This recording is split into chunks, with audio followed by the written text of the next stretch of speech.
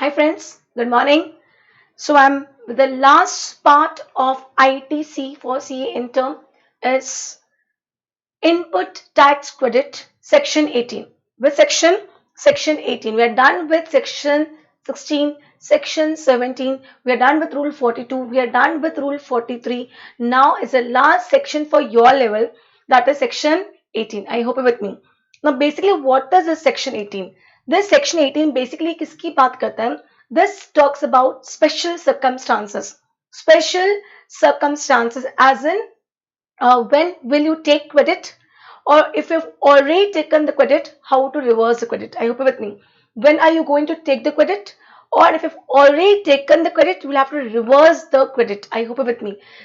Both the scenarios, दोनों scenarios cover होने वाले हैं. Am I clear? So see, section 18, availment of credit as well as availment. In fact, write availment as well as available of credit and reversal of credit. Availability of credit as well as reversal of credit, both are covered in section 18. Both are covered in section 18. See what is happening over here. Heading पढ़ते फिर समझते क्या है. Availability of input tax credit in special circumstances, entitlement of ITC on inputs in stock, in finished goods and in work in progress and capital goods. समझना आती है, 2 minute में आती है, don't worry, it's very simple topic. At the time of registration or voluntary registration, then on coming into regular scheme by exiting composition scheme, and on coming into tax paying status on account of exempted supply becoming taxable supply. Get your point? Understand क्या हो रहा है? Logically समझो पहले. ये 3 point cover कर रहे हैं यहाँ पे. ये 3 पॉइंट आप लोग ही जवाब दे दोगे मुझे कि क्या हो रहा है और क्या होना चाहिए. मुझे बताओ. सिंपल सा क्वेश्चन था. 3 सिनेरियोस कवर किए, इसमें 3 सिनेरियोस कवर किए हैं. फर्स्ट, मैंने रजिस्ट्रेशन करवाया है अंडर सेक्शन 22 और सेक्शन 24, या मैं वॉलेंट्री रजिस्ट्रेशन में कवर हुई हूं. सेकेंड, मैं कंपोजिशन से नॉर्मल टैक्स पेयर में आई हूं और मैं एग्जम्प्टेड गुड्स से टैक्सेबल गुड्स की कैटेगरी में आ गई. समझना, समझ लॉजिक समझो. आज तक मैं मैं रजिस्टर्ड नहीं थी. मैं रजिस्टर्ड नहीं थी, मैं अनरजिस्टर्ड डीलर थी, क्योंकि मेरे पे 20 लाख का या 10 लाख का या 40 लाख का टर्नओवर एक्सीड नहीं हो रहा था, या फिर मेरे पे 24 नहीं लग रहा था, या मुझे वॉलंटरी रजिस्ट्रेशन नहीं करवाना था. राइट, आंसर करते जाना मेरे क्वेश्चंस के. आई होप विथ मी. अब मुझे जवाब देना. क्योंकि मैं रजिस्टर्ड नहीं थी, तो मैंने जो भी इनपुट्स परचेस किया था उस पर जो भी टैक्स पे किया था, आई होप विथ मी, जो भी मैंने इनपुट्स परचेस किया था उस पर जो भी मैंने टैक्स पे किया था, क्या मुझे उसका क्रेडिट मिलेगा कि नहीं मिलेगा? रिप्लाई करना, यस और no. Reply, fast reply. Waiting. मैंने जो इनपुट्स परचेस किया है, जो मैंने उस पर टैक्स पे किया है, उस टैक्स का मुझे क्रेडिट नहीं मिलेगा. क्यों नहीं मिलेगा? क्योंकि मैं रजिस्टर्ड ही नहीं हूं. और मैं रजिस्टर्ड नहीं हूं, उसे क्रेडिट क्यों देते हैं कि आप टैक्स चार्ज करोगे, कलेक्ट करोगे, डिपार्टमेंट को पे करोगे तो डबल ना हो जाए, इसलिए हम आपको पिछले स्टेज का क्रेडिट देते हैं. अब मैं गेट अ पॉइंट. तो मुझे क्रेडिट नहीं मिल रहा था. सेम नेक्स्ट क्वेश्चन का जवाब देना. मैं कंपोजिशन सप्लायर हूं. मैं कौन हूं? मैंने कंपोजिशन स्कीम ऑप्ट किया है. मैं अंडर सेक्शन 10 कवर होती हूँ, और अब मैं जो माल परचेस कर रही हूँ, जो रॉ मटेरियल परचेस कर रही हूँ, जो कैपिटल गुड्स परचेस कर रही हूँ, क्या मैंने उस पर जो टैक्स पे किया है उसका मुझे क्रेडिट मिलेगा? रिप्लाई करो. क्या मैंने उस पे जो टैक्स पे किया है उसका मुझे क्रेडिट मिलेगा कि नहीं मिलेगा? रिप्लाई करो, रिप्लाई करो. I am a composition supplier. Who am I? I am a composition supplier. और मैंने इनपुट्स पे टैक्स पे नहीं मिलेगा. राइट, क्यों नहीं मिलेगा? मैम आप आगे नॉर्मल टैक्स लगाने वाली नहीं हो, आप कंपोजिट रेट लगाओगी, और मना करके रखा है कंपोजिशन सप्लाई को क्रेडिट नहीं मिलेगा. राइट. थर्ड, मैं एग्जम्प्टेड गुड्स में. मैं किस में हूं? मैं एग्जम्प्टेड गुड्स में. आई होप विथ मी. मैं किस में हूं? एग्जम्प्टेड गुड्स में हूं, और मैंने एग्जम्प्टेड गुड्स बेचने के लिए मैंने क्या खरीदा, मैंने इनपुट्स परचेस किए। मैंने क्या परचेस किया, मैंने इनपुट्स परचेस किया। Gate your point. क्या मुझे इस इनपुट्स पे जो मैंने टैक्स पे किया है, क्या मुझे उसका क्रेडिट मिलेगा कि नहीं मिलेगा? रिप्लाई करो, रिप्लाई करो, मिलेगा कि नहीं मिलेगा? मैंने I am to exempted goods, मैं जो माल बेचती हूँ वो एग्जम्प्टेड कैटेगरी में आता है।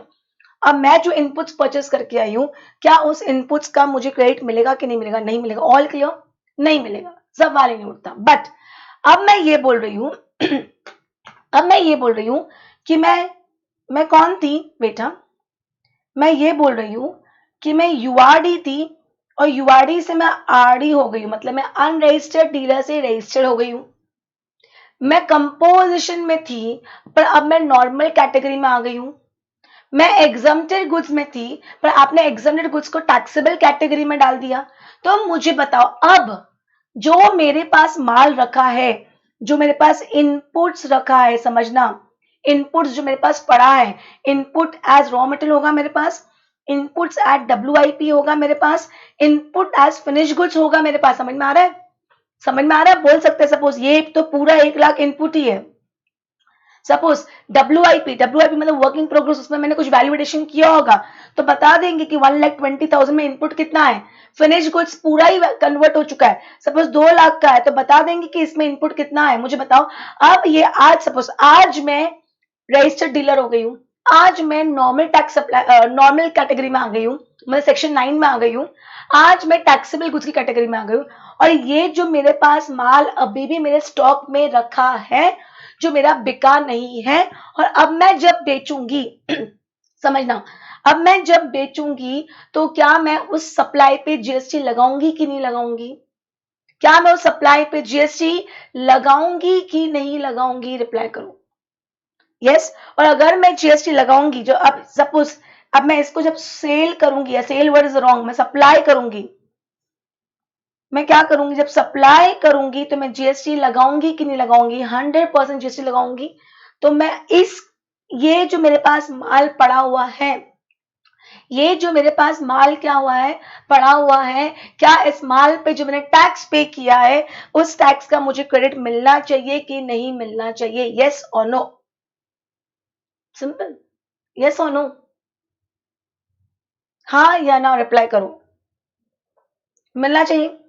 I hope with me, right? Concept समझ में आ रहा है? मैं क्या बस ये लॉजिक समझो, don't try to learn things. If logic is clear, so even if they twist and turn the question in the exam, you'll be able to write the correct answer. Most important is logic. Calculation हम देखेंगे कैसे करना है, calculation बहुत difficult नहीं है, पर समझ में आता है कि मैम सेक्शन 18 है क्या। Same goes with capital goods also, same goes with capital goods also. Boss, मैंने कैपिटल गुड्स परचेस किया था जब मैं यूआरडी थी, अनरजिस्टर्ड सप्लायर। मैंने कैपिटल गुड्स जब परचेस किया था जब मैं कंपोजिशन सप्लायर थी। मैं कौन थी? कंपोजिशन सप्लायर थी। आई होप विथ मी। मैंने कैपिटल गुड्स जब परचेस किया था मैं कौन थी? एग्जम्प्टेड सप्लायर थी। I hope you are with me, getting my point? I hope you are with me. तो जब मैंने ये कैपिटल गुड्स परचेस किया था, उस पे जो मैंने टैक्स पे किया था उसका क्रेडिट आपने मुझे नहीं दिया होगा। अग्रीड और नॉट? अग्रीड और नॉट? उसका आपने मुझे क्रेडिट नहीं दिया होगा। Are you agreeing to this और not? Yes, but now I am no more under registered supplier. I am a registered supplier. I am no more under composition scheme. I am under normal scheme. Composition scheme को मालूम है, अगर suppose हो सकता है कि पिछले साल का मेरा टर्नओवर अप टू 1.5 CR था और बाकी कंडीशन भी सब मैंने मीट कर दी, तो करंट ईयर मैंने कंपोजिशन स्कीम ऑप्ट किया, पर अभी अगस्त मंथ में ही मेरा टर्नओवर 1.5 करोड़ से एक्सीड कर गया और हम पढ़ चुके हैं, अगर the day your turnover exceeds 1.5 CR you will have to come to normal scheme. मैं क्लियर? तो मैं नॉर्मल स्कीम में आ गई, या मैं एग्जम्प्टेड गुड्स में डील कर रही थी और आप गवर्नमेंट ने उसको टैक्सेबल कैटेगरी में ला दिया। तो ये कैपिटल गुड्स पे, समझना, ये कैपिटल गुड्स पे जो मैंने टैक्स पे किया है, क्या मुझे उसका क्रेडिट मिलना चाहिए? पर यस, पूरा क्रेडिट नहीं मिलेगा। सपोज मैंने 1 लाख रुपए का टैक्स पे किया है, मैंने 1 लाख रुपए का टैक्स पे किया है। Hope you understood what I am telling. Calculation देखेंगे, इसमें कैलकुलेशन देके रखा है, तो मुझे देखना पड़ेगा क्या रूल बोल के रखा है। ये बोलेंगे चेक करो कितना टाइम आपने एग्जम्प्टेड के लिए यूज किया, उतना आपको क्रेडिट में नहीं दूंगा, अब बच्चे हुए टाइम के लिए ले लो। याद आ रहा है? हम पढ़ेंगे, आई डोंट वरी, हम पढ़ने वाले सब। इतना समझा? ये समझा सेक्शन 18 क्या बोल रहा है कि आप अनरजिस्टर्ड से रजिस्टर्ड हो गए, आप कंपोजिशन से नॉर्मल में आ गए, आप एग्जम्प्टेड से टैक्सेबल में आ गए, तो बॉस अब जो इनपुट सर्विस की बात नहीं हो रही है, बॉस इनपुट सर्विस तो जो लेते हैं वो खत्म, स्टॉक में कुछ है क्या? इनपुट सर्विस कोई स्टॉक में होती है क्या? इनपुट सर्विस तो ली आपने, जब ली तब आप एग्जम्प्टेड सप्लाई में थे तो आपने क्रेडिट नहीं लिया, अब आप जब लोगे तो टैक्सेबल सप्लाई में आओगे तो क्रेडिट ले लोगे। समझ में आ रहा है? आज सपोज मैं सीए हूं, आज मैं किसी को और मैं चार्टर्ड अकाउंटेंट की सर्विस दे रही हूँ, कल तक वो बंदा क्या था, एग्जम्प्टेड में था, आज वो बंदा किस में आ गया, टैक्सेबल में आ गया। कल मैंने जो सर्विस दी उसको क्रेडिट नहीं मिलेगा, आज से मैं जो दूंगी उसको क्रेडिट ले लेगा। तो मेरी कोई सर्विस स्टॉक में, services can not be in stock. पर what is in stock? Input is in stock, capital goods is in stock, right? Right, तो जो स्टॉक में है, अभी कैलकुलेशन देखेंगे, मैं अभी भी बोल रही हूँ, मैंने कैलकुलेशन नहीं बताया, जो स्टॉक में है उसका क्रेडिट मिलना चाहिए, ये फर्स्ट पॉइंट है, समझना। ये 18, अभी ये 1 2 3 बाद में देखेंगे।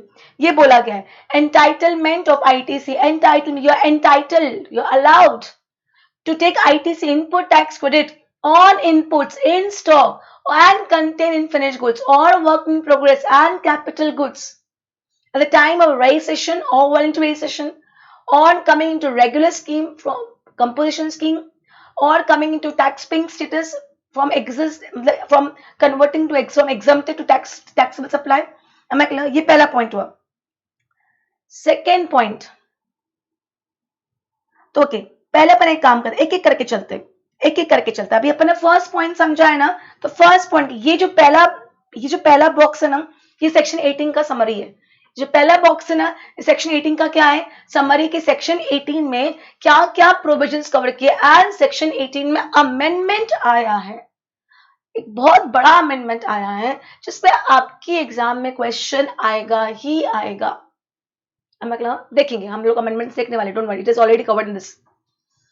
तो now let's cover the first one. अभी जो मैंने ये वाला कॉन्सेप्ट, ये वाला जो चीज मैंने समझाई है, इसको पहले डेप्थ में समझ लेते हैं। क्या लिखा है, यहां स्टार्ट कर रही हूं। Entitlement of ITC at the time of registration or voluntary registration or switching to regular tax paying status or coming to tax paying status। am I clear? मतलब मैं यूआरडी से आरडी में आ गई, मैं कंपोजिशन से रेगुलर में आ गई, मैं एग्जम्प्टेड से टैक्सेबल स्टेटस में आ गई। am I clear? The credit on inputs held in stock and contained in semi-finished goods or finished goods held in stock and capital goods at the time of registration, voluntary registration, coming to regular scheme or coming to tax paying status is available in the following manner। समझना, cases, entitlement to take input tax in respect of inputs held in stock as on किस दिन का, and restriction या condition कोई है क्या, अपन देखेंगे। पहला point, section 18 subsection 1 clause A, 18(1)(a) पढ़ने जा रहे हैं। Any person who has applied for registration within 30 days from the date on which he becomes liable to registration and has been, मतलब पहली बात, ये बेनिफिट उसी को मिलेगा जो विदिन 30 डेज अप्लाई कर देता है। अगर जिसने विदिन 30 डेज अप्लाई नहीं किया तो वो ये बेनिफिट अवेल नहीं कर पाएगा, he will not be entitled to the credit. पहली चीज ध्यान रखना, am I clear? I hope with me। पहली चीज ध्यान रखना, if you have applied for registration within 30 days as per section 22 and 20, voluntary registration तो मन से ही कर रहा है। am I clear? voluntary registration तो मन से ही कर रहा है। get your point? am I clear? I hope with me। yes, तो मैं क्या बोल रही हूँ कि अगर आप पे 22 सेक्शन लग रहा है, क्या लग रहा था, 22 लग रहा है, और फिर क्या लग रहा है, 24 लग रहा है, और आपने विदिन 30 डेज क्या कर दिया, रजिस्ट्रेशन के लिए अप्लाई कर दिया, विदिन 30 डेज अप्लाई कर दिया, तो ही बेनिफिट ले पाओगे। तो किसका बेनिफिट लोगे, inputs held in stock and inputs in semi finished goods और इनपुट्स इन फिनिश्ड गुड्स किस दिन का लेंगे, the date immediately preceding the date on which he becomes liable to pay tax। Boss, if you apply for registration within 30 days, the effective date of registration will be the day when you became liable to pay tax। am I clear? I hope you remember this। हम already section 25 में registration में पढ़ के आ चुके हैं। am I clear? Boss क्या बोला गया है, अगर आप यूआरडी से आरडी में आ रहे हो तो जिस दिन आप लाइबल टू पे टैक्स हो जाते हो। उसके एक दिन पहले का जो भी इनपुट्स रखा है आपके स्टॉक में, जो भी इनपुट्स रखा है, either as in raw material as in inputs inputs in WIP, inputs in finish goods. I hope with me. In that case एक दिन पहले जो भी स्टॉक में है उस स्टॉक को देखो, उसमें कितना टैक्स है उस टैक्स को देखो, उस टैक्स का क्रेडिट ले लो। Am I clear? Am I clear? Restriction समझना, ये रिस्ट्रिक्शन कॉमन फॉर ऑल है। ITC to be availed within 1 year from the date of issue of tax invoice by the supplier. Understand? ऐसा नहीं है कि 5 साल पुराना भी माल पड़ा है सबका क्रेडिट दूंगा, नहीं। आप क्या चेक करोगे? अपन डेट देखेंगे, डोंट वरी, अपन डेट्स देखेंगे। सपोज लेट्स टेक एग्जांपल, आज की डेट लेते हैं। आज क्या डेट है? क्या डेट है आज? 6 अगस्त। सपोज आज मैं URD से RD में आई हूं, तो 5 अगस्त 2020, 5 अगस्त 2020 का स्टॉक चेक करो। 5 अगस्त 2020 का स्टॉक चेक करो, उसमें inputs as inputs, inputs as WIP, inputs as finish goods देखो कितना है। आप इसका ये मतलब नहीं कि बात खत्म, आपको सारे इनपुट्स का क्रेडिट नहीं मिलेगा, आपको ओनली 1 ईयर ओल्ड इनपुट्स का क्रेडिट मिलेगा। मतलब जो भी आपने माल 6 अगस्त 2019 से लेके 5 अगस्त 2020, ये एक साल में से ऊपर क्या लिखा है? रेस्ट्रिक्शन क्या दिख रखा है? ITC to be avail within 1 year, ITC to be avail within 1 year from the date of the issue of tax invoice. मतलब इन 2 तारीख के बीच में जो जो आपने इनपुट्स परचेस किए थे, उसी इनपुट्स का क्रेडिट आपको मिलेगा। 6 अगस्त 2019 के पहले का भूल जाओ। Am I clear? Am I clear? Getting my point? Am I clear? समझ में आ रहा है? ये रिस्ट्रिक्शन है बॉस, ऐसा नहीं कि पुराने बस सालों का ले लो। नॉर्मली इनपुट्स इतना हम होल्ड करते भी नहीं है, बट ठीक है, अगर होल्ड किया भी तो you won't get the credit. Am I clear? आगे बढ़ते हैं। ये ध्यान दिया, इधर कैपिटल गुड्स की बात नहीं की है, इधर कैपिटल गुड्स की बात नहीं की है। मतलब अगर आपने कैपिटल गुड्स परचेज किया है तो उसका आपको क्रेडिट नहीं मिलेगा, ये ध्यान रखना। यहाँ पे सिर्फ इनपुट्स की बात की है। Second, a person who takes registration under section 25, that means a person who takes voluntary registration, though not liable, जरूरत नहीं थी फिर भी बंदे ने लिया। Input held in stock, input as WIP, input as finish goods, कब से? The date immediate preceding the date of registration. Boss voluntary registration के केस में जिस दिन आपको सर्टिफिकेट मिलता है वो दिन आपका रजिस्ट्रेशन का माना जाता है। सपोज 10 अगस्त को सर्टिफिकेट आया तो 9 अगस्त तक का, 9 अगस्त को चेक करो कितना माल रखा है स्टॉक में। 9 अगस्त को चेक करो कितना माल रखा है स्टॉक में as inputs as WIP as finish goods. Am I clear? As inputs as WIP as finished goods. I hope you're with me. Yes. In that case, I hope you are understanding what I'm trying to say. In that case, आपको credit मिलेगा inputs का। Again same rule है, 9 अगस्त 2020 की अपन बात कर रहे हैं, तो 10 अगस्त 2019 से लेके 9 अगस्त 2020 के बीच में जो आपने माल परचेस किया है, के बीच में जो आपने क्या किया है, माल परचेस किया है, उसी इनवॉइसेस का आपको क्रेडिट मिलेगा। मतलब यहाँ भी कैपिटल गुड्स की मना कर दी, बोला ही नहीं, मतलब no capital goods. Third scenario, आप कौन थे? आप कंपोजिशन स्कीम में थे। आप किस में आ गए? नॉर्मल में आ गए। आप कंपोजिशन स्कीम में थे, आप किस में आ गए? आप नॉर्मल में आ गए। Where a registered person ceases to pay tax under section 10, that is composition levy, and switches to regular scheme, inputs held in stock or WIP or finished goods and capital goods का मिलेगा। किस दिन का देखूंगी? अगर मैं आज composition से नॉर्मल स्कीम में आई हूं, आज सपोज 6 अगस्त को आई हूं, if I have come today into normal scheme, तो आज मैं GST लगाऊंगी नॉर्मल रेट से, यस। तो कल का स्टॉक देख लो, कल के स्टॉक में जितना input as WIP, input as finish good रखा हुआ है। Am I clear? Am I clear? Getting my point? Am I clear? In that case आपको वो चेक करना पड़ेगा. Plus capital goods. तो क्या लिखा था? Date immediately preceding the day from which becomes liable to pay tax under regular scheme. Am I clear? Again वो rule तो खत्म होता ही नहीं, वो 1 ईयर वाला. इनपुट के लिए वो तो फिक्स है कि बस 1 साल पुराना, बस उतना ही जो अगर आपका माल पड़ा हुआ है तो मैं क्रेडिट दूंगा, पूरे माल का क्रेडिट नहीं दूंगा. Am I clear? Capital goods के लिए क्या बोला? ITC on capital goods will be reduced by 5% per quarter or a part of a year or part thereof from the date of invoice. Boss समझो, आज मैं composition से normal में cover हुई 2020. मैं क्लियर? और मैंने मैंने सपोज लास्ट ईयर जनवरी 2019 में मैंने असेट परचेस की थी जिसपे मैंने 1 लाख का टैक्स पे किया था. तब मैं कौन थी? कंपोजिशन सप्लायर थी. आपने मुझे क्रेडिट नहीं दिया. अब मैं अगस्त में किस में आ गई हूँ? नॉर्मल में आ गई. तो अब मुझे क्रेडिट चाहिए, पर पूरे 1 लाख का क्रेडिट नहीं मिलेगा. आपने जितने क्वार्टर यूज कर लिया है, हर क्वार्टर का 5% आपको क्रेडिट नहीं मिलेगा. तो लास्ट ईयर का जनवरी फरवरी मार्च इज 1 क्वार्टर, मतलब लास्ट ईयर के 4 क्वार्टर्स, 2019 के पूरे 4 क्वार्टर. देन 2020 की बात करते हैं. Jan Feb March 5th quarter, अप्रैल मई जून 6 क्वार्टर, जुलाई अगस्त 7 क्वार्टर्स. कितने क्वार्टर हो गए? 7 क्वार्टर्स हो गए. Am I clear? Last year 19 Jan Feb March अप्रैल मई जून जुलाई अगस्त सितंबर अक्टूबर नवंबर दिसंबर. लास्ट ईयर के 4 क्वार्टर्स, इस ईयर के 3 क्वार्टर्स, टोटल 7 क्वार्टर्स. कितने क्वार्टर्स? 7 क्वार्टर्स. तो 5 into 7 is 35%. तो 1 लाख का 35% मतलब 35,000 का मुझे क्रेडिट नहीं मिलेगा, मुझे बैलेंस का क्रेडिट मिलेगा. कोई प्रॉब्लम यहां तक मुझे बताओ? कोई प्रॉब्लम मुझे बताओ?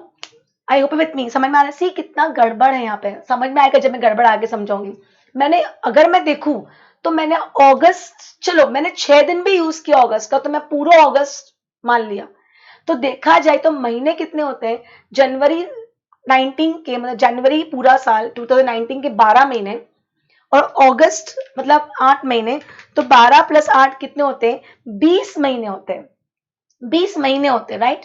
पर हमने कितने क्वार्टर्स लिए? आई होप विथ मी. हाँ या ना? आई होप विथ मी. जनवरी 19 पूरा जनवरी में कितने महीने होते हैं? 12 मंथ्स होते हैं. अगस्त तक कितने मंथ होते हैं? 8 मंथ्स होते हैं, मतलब 20 मंथ्स होते हैं.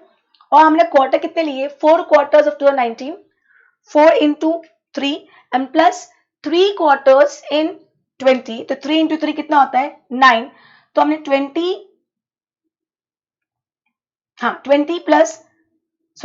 plus 9 क्या लिया हमने? 12 plus 9 लिया. हमने एक्चुअली लिया कितना?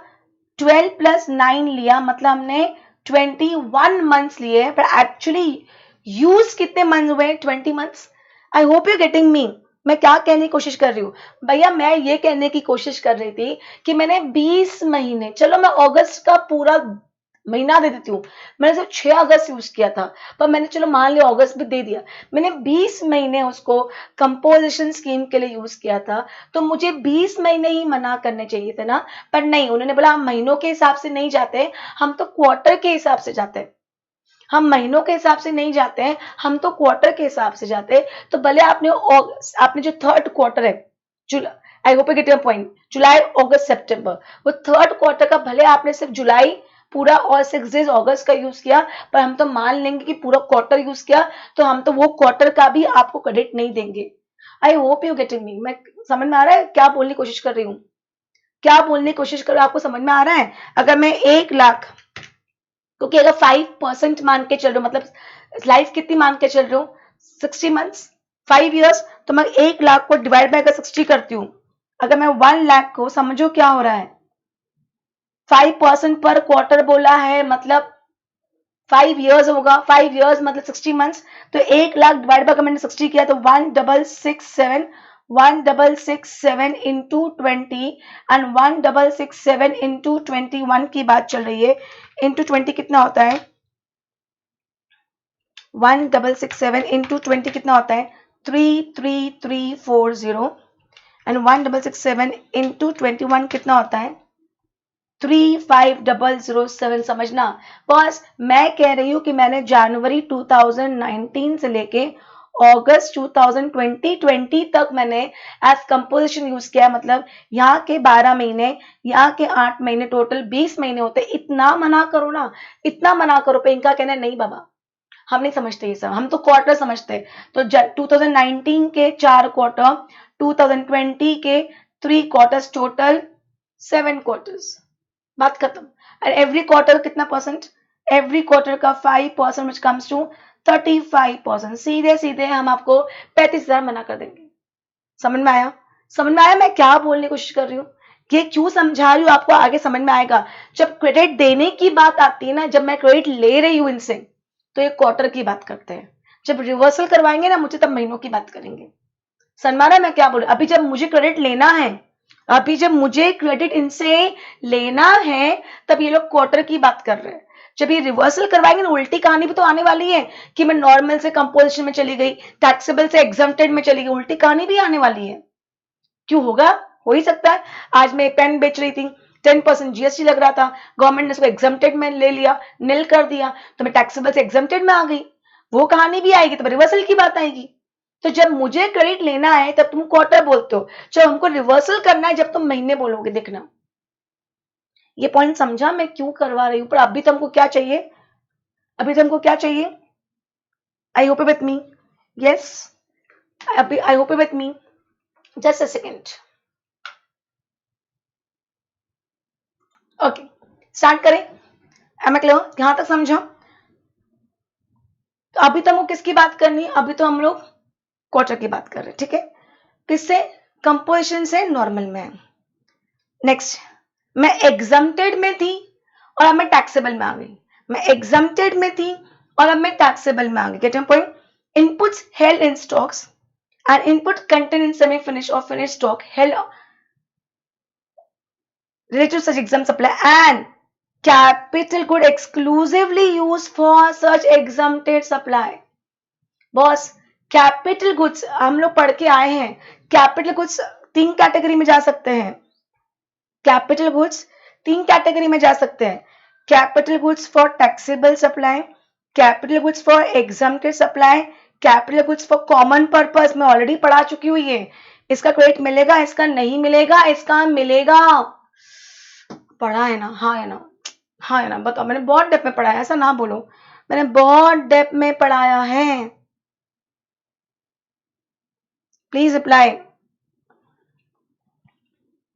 Reply reply reply. राइट, तो ये तो मिला ही होगा, ये भी मिला होगा। मैं इस वाले कैपिटल गुड्स की बात कर रही हूँ जो एक्सक्लूसिवली किस पर्पस के लिए यूज हो रहा था? एग्जम्प्टेड सप्लाई के यूज हो रहा था। और अब मैं किस में आ गई हूँ? टैक्सेबल सप्लाई में आ गई हूँ। तो अब मुझे इसका क्रेडिट मिलना चाहिए, मुझे इसका क्रेडिट मिलना चाहिए। गेटिंग माई पॉइंट और not? Am I very clear? Same rules, same rules, same rules क्या है? जिस दिन आप एग्जम्प्टेड से टैक्सेबल सप्लाई में आते हो, जिस दिन आप एग्जम्प्टेड से टैक्सेबल सप्लाई में आते हो, उसके एक दिन पहले का स्टॉक देख लो। कैपिटल गुड्स में सेम है, 5% जितने टाइम आपने एग्जम्प्टेड के लिए यूज किया, जितने क्वार्टर आपने एग्जम्प्टेड के लिए यूज किया फ्रॉम डेट ऑफ इनवॉइस, उतने का आपको क्रेडिट नहीं मिलेगा। Am I clear? Am I clear? Getting my point? yes or no? Okay, so let's see this example. Mr. Z becomes liable to pay tax on 1st August and has obtained registration on 15th August. Liable to pay tax कब था? 1st अगस्त। Registration 15 अगस्त को मिल गया, मतलब बंदे ने apply भी कर दिया, रजिस्ट्रेशन भी आ गया। तो इफेक्टिवली डेट क्या माना जाएगा? 1st August. Mr. Z is eligible of ITC on inputs held in stock as part of semi-finished goods or finished goods as on which date? एक दिन पहले का, 31st जुलाई का। but he cannot take ITC on capital goods। am I clear? am I clear? कोई problem नहीं आता? आगे बढ़ते हैं। Next example, Mr. A applies for voluntary registration on 5th June and obtains registration on 22nd June। तो इसका effective date क्या माना जाएगा? 22nd जून। उसके एक दिन पहले का मतलब 21st जून का स्टॉक देख लो। इसको भी कैपिटल गुड्स का क्रेडिट नहीं मिलेगा। इन शॉर्ट मैं एक चीज बताती हूँ, आप अगर रजिस्टर्ड ही नहीं थे और आप रजिस्ट्रेशन में आते हो तो आपको कैपिटल गुड्स का नहीं मिलेगा। पर अगर आप कंपोजिशन से नॉर्मल में आते हो, एग्जम्प्टेड से टैक्सेबल में आते हो, तो आप ऑलरेडी रजिस्टर्ड थे, इसलिए कैपिटल गुड्स का दे रही हूँ। Third, mister B, a registered taxable person who pays tax on the composition rate up to 30th July. However, 31st जुलाई को नॉर्मल में आ गया, तो एक दिन पहले मतलब 30th of जुलाई का स्टॉक लेंगे और कैपिटल गुड्स का भी मिलेगा 5% पर क्वार्टर रिड्यूस करके। Am I clear? Am I clear? Section 18 subsection 2 ने हमें 1 ईयर का रिस्ट्रिक्शन देके रखा है। सेक्शन 18 सबसेक्शन 2 ने हमें 1 ईयर का रिस्ट्रिक्शन देके रखा है। बस इस चैप्टर के सारे क्वेश्चंस का मैं सॉल्यूशन यही करवाती जा रही हूँ। Please read this question, please read this question. PQR Private Limited is engaged in supplying taxable goods to its customers within the state and is not liable for registration under section 22, but from 15 February 19 onwards started interstate supply। Inter section 24 लग गया, 22 में तो turnover वनओवर की बात नहीं आ रही होगी, पर गुड्स में इंटर स्टार्ट किया तो 24 लग जाएगा। and is applied for registration on 25th of February। बंदे ने 15 तारीख से इंटर स्टेट स्टार्ट किया, तो इसके 30 डेज में उसको अप्लाई कर लेना चाहिए था। उसने अप्लाई कब कर लिया? 25 फरवरी को कर लिया, मतलब से 30 डेज में कर लिया। तो जिस दिन ही इज लाइबल फॉर रजिस्ट्रेशन उस दिन इफेक्टिव डेट माना जाता है, तो 15 फरवरी। And same has been granted. It's CGST, SGST, IGST liability for the month of February. Liability क्या है? C का 19,500, S का 19,500 और I का 40,500 रिस्पेक्टिवली। अब इसको ये सब पेमेंट फरवरी मंथ में करने हैं, पर अब ये क्या बोलेगा, सर अब तो मैं किस में आ गया हूँ, मैं रजिस्टर्ड हो गया हूँ, तो अब जो मेरे पास माल रखा है उसका मुझे क्रेडिट दो। ठीक है, देखते हैं पेमेंट कब करेगा, फरवरी का 20 मार्च को। PQR ने आपको इनपुट्स का स्टॉक स्टेटमेंट दिया है, इनपुट। ओके, अब क्वेश्चन 15 फरवरी को वो माना गया है, तो 14 फेब की डेट लो, एक दिन पहले की, एक दिन पहले की। और कब का स्टॉक लोगे? एक साल पुराना, मतलब 15 फेब 2018 से लेके 14 फेब 2019, 15 फेब 2018 से लेके 14 फेब 2019, ये एक साल के बीच में जो आपने माल परचेस किया है, वो अगर आपके स्टॉक में है तो उस स्टॉक पे, उस पे आपने जितना टैक्स पे किया उसका मैं क्रेडिट दे दूंगा। इनपुट रिसीव ऑन 10 जनवरी 19, मतलब हमारी डेट के बीच में। इनवॉइस 11 जनवरी का है। लाइंग इन स्टॉक 3600, इसका पूरा क्रेडिट मिलेगा। Second, input receive on 25 October 2018, invoice 26 अक्टूबर, मतलब मेरा वो भी उसी डेट के बीच में आ रहा है, इस पीरियड के बीच में आ रहा है, मिलेगा। Input received on 15 January, invoice 15 January, इसका भी मिलेगा, मतलब इन तीनों का पूरा मिलेगा। Am I clear? I hope you are with me. Yes, मतलब टोटल एलिजिबल ये हो गया, पूरा टोटल एलिजिबल हुआ। समझ में आ रहा है मैं क्या कर रही हूँ? आई होप यू गेटिंग मी। समझ में आया मैंने क्या किया यहाँ पे अभी तक? प्लीज रिप्लाई करो, have you people understood what have I done? और I think let me continue with the same pattern. I have discuss provision with you people. This question, अभी ये वाला क्वेश्चन तो मैं डिस्कस कर लेती हूँ, पर रेस्ट क्वेश्चंस मैं होमवर्क दूंगी and will discuss tomorrow lecture में, क्योंकि एटलीस्ट आप क्वेश्चन तो पढ़ो। मैंने आपको क्वेश्चन पढ़ने का मौका ही नहीं दिया, मैंने फटाफट कर दिया। ठीक है, let me just complete this one question. Okay, अब उसकी लायबिलिटी क्या है? C, S and I। हमको पहले ये ध्यान रखना है, C का मतलब पहले आप किसको यूज करोगे? पहले आप किसको यूज करोगे? I का क्रेडिट यूज करोगे। किसका यूज करोगे? I का क्रेडिट यूज करोगे। गेटिंग माई पॉइंट और not? Am I clear? Am I clear? पर I का क्रेडिट तो है ही नहीं। क्रेडिट किसका है? C का है और S का ही है। Am I clear? तो I hope with me, I का क्रेडिट, I के लिए पहले I होप विथ मी, फिर बच गया तो C, तो पहले C के लिए C का पेमेंट करने के लिए पहले C यूज करोगे, बच गया तो I के लिए जाएगा।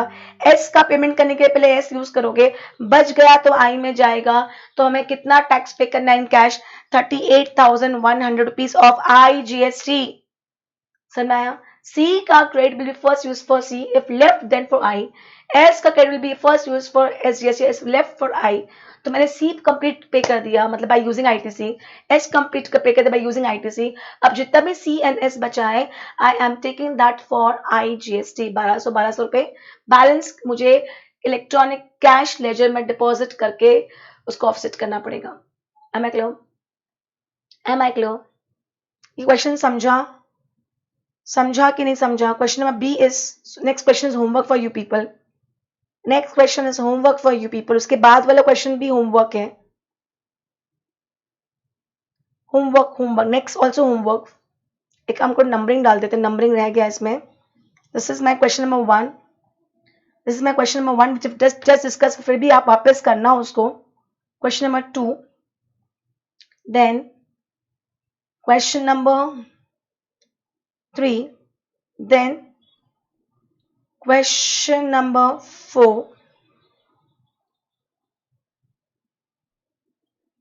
Am I clear? यहां तक कोई इशू हुआ? ये सिंपल था, ये हो गया हमारा एक पार्ट हो गया हमारा कि क्रेडिट लेते कैसे. अब उल्टी कहानी पढ़नी है कि मुझे रिवर्स करना है. ये समझा इतना समझा. तो let's do one thing. Let's take a 2 minutes break and then we'll go ahead. इतना समझा, let's take a 2 minutes break and then we'll go ahead.